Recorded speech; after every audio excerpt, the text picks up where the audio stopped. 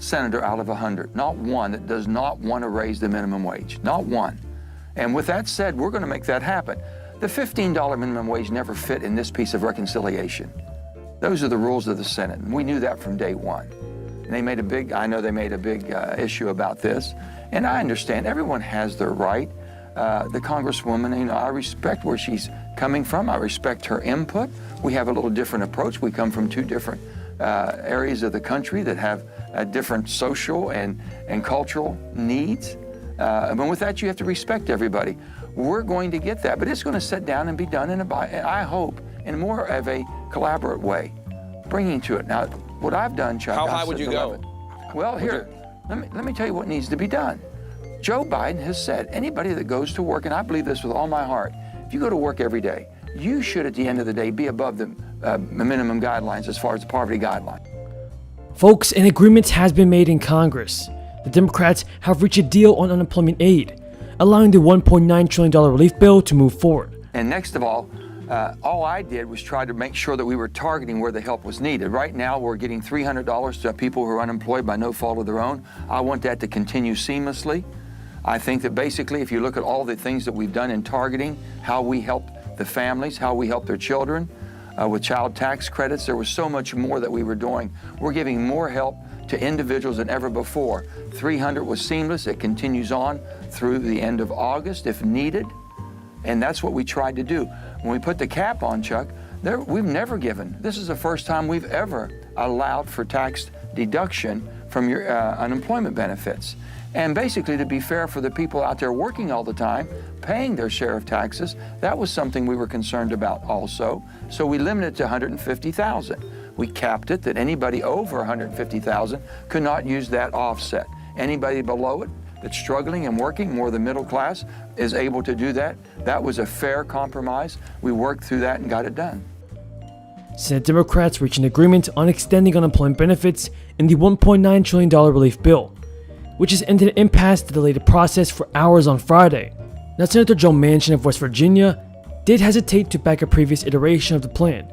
He delayed a marathon of votes on amendments to rescue package. Try to find that middle. With that, sometimes it gets a little frustrating at times, but the bottom line is, at the end result, we got one tremendous piece of legislation. This bill, Jake, does an awful lot for a long period of time. It basically goes out to 2024. We're getting help to every city, every municipality. Every one of those are going to have help now. Then they have basically to control their own destiny. They can fix a water line, a sewer line, internet, without kowtowing to that bureaucratic mess that may be making them jump through hoops. We've done everything we can. We're helping children now more so than ever before. We're making our schools safer. We're making it basically able to get back into the classroom in the safest atmosphere humanly possible. We're helping businesses reopen. The deal will extend a jobless benefit supplement at the current $300 per week through September 6th, according to NBC News. It will make the first $10,200 in unemployment aid non-taxable to prevent surprise bills. The provision will apply to households with incomes under $150,000. Folks, I hope our politicians in Congress stop playing the political games and pass the stimulus checks. I believe that Congress needs to send a fourth stimulus check out to the American people. If you folks agree with my message, then leave a comment down below saying I agree. Finally, it seems like the senator is ready to pass a third stimulus bill and a $1,400 stimulus check. Folks, tell me in the comments down below, do you think that Senator Joe Manchin is holding back our stimulus payments? Leave a comment down below saying yes or no. And be sure to stay until the end of this video, because I will be discussing the latest news about our third stimulus checks, your unemployment benefits, and your SSI and SSDI payments. So be sure to stay until the end of this video, folks. They've waited for 12 years. There are 30 million Americans who earn less than $15 an hour. It would be closer to 40 million if not for the fact that the coronavirus put so many Americans out of work. That is just immoral and unacceptable. Now, if you want to see inequality baked into the law, just look at how the country treats its lowest income workers compared to those at the top. The minimum wage has been stuck for 12 long years, and a flat minimum is nothing but a slow-moving pay cut for those who make the least.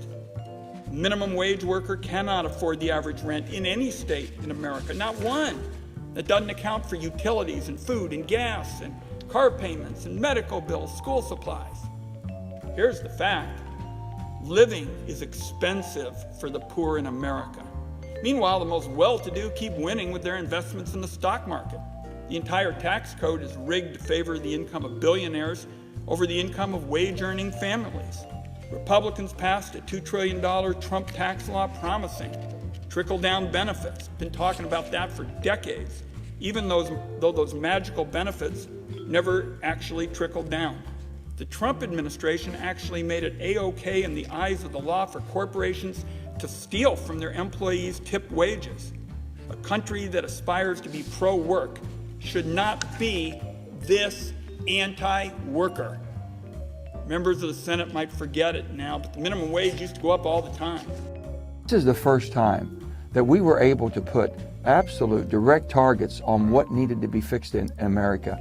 Every city in America, every county in America, every municipality, every incorporated town is going to have a chance to control their own destiny because we put infrastructure in this also. Right. In the state and the state, municipal, and cities.